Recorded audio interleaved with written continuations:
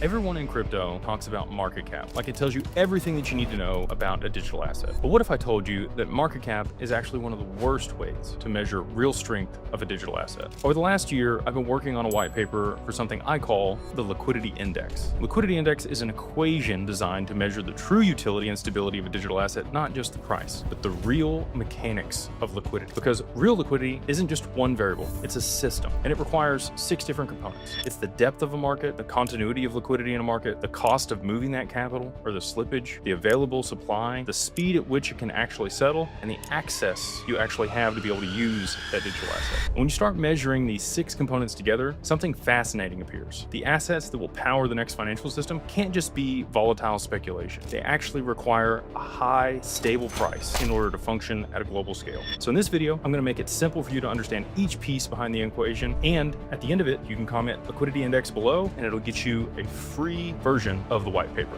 So let's get into it.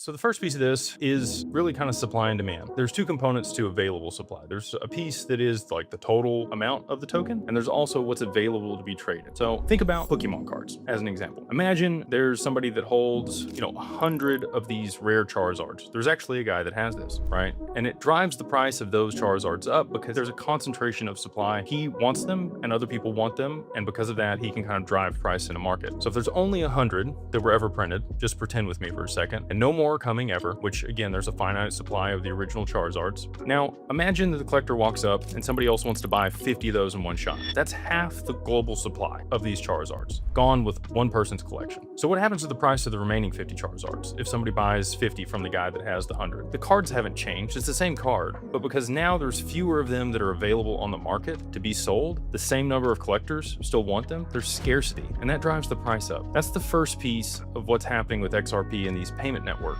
Fixed supply, growing demand, and the remaining cards get more valuable. The next piece is where it gets interesting, and this is the part that most people completely miss. It's the depth of a market. So let's say there's a giant bank, call it JP Morgan, and they want to move $100 million from one country to another, and they want to use XRP to do it. Think of XRP's market like a swimming pool or a large pond. The water in the pool is the money that's available to absorb that trade. If the pool is shallow, like in the kiddie pool, and a 200-pound adult cannonballs into that, what happens? Well, water goes everywhere, and it's a total mess. Everyone around the pool gets soaked, and that's what happens to the price when massive banks try to push $100 million through a thin market. The price crashes. But if the pool is the size of a lake or an Olympic swimming pool, and it's deep and full of water, the same cannonball barely makes a splash. The water absorbs it. The price stays stable. So the question is, how do you make the pool deeper? The lever for that is got to be price. Here's the thing about XRP and other payment networks. The number of tokens are fixed. There are only so many of them, so they can't print more of them. It doesn't work like the Federal Reserve printing dollars. So if the pool stays the same size, there's the same number of tokens. The only way that they can make that liquidity deeper is to make each token worth more. Think about it this way.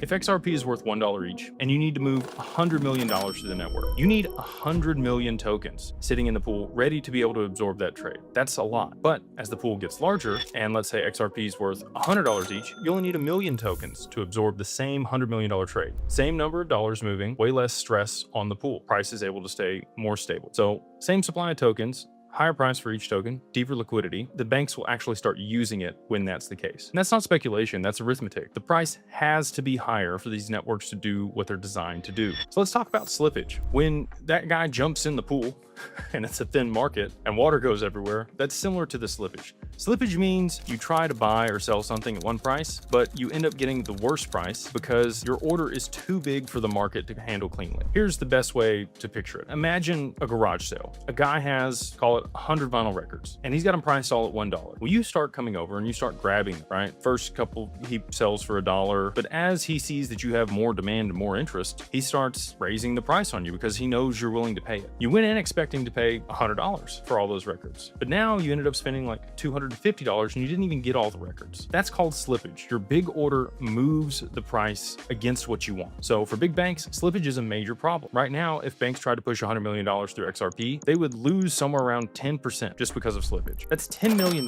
just gone. Nobody's going to do that. But in traditional stock markets, moving $100 million costs them less than half of 1%. So right now, crypto loses that comparison poorly, right? It's no contest. There's not enough liquidity. But to close the gap, it's really just straight math. The value sitting on the order books needs to grow by something like 20 to 100 times. And since the number of tokens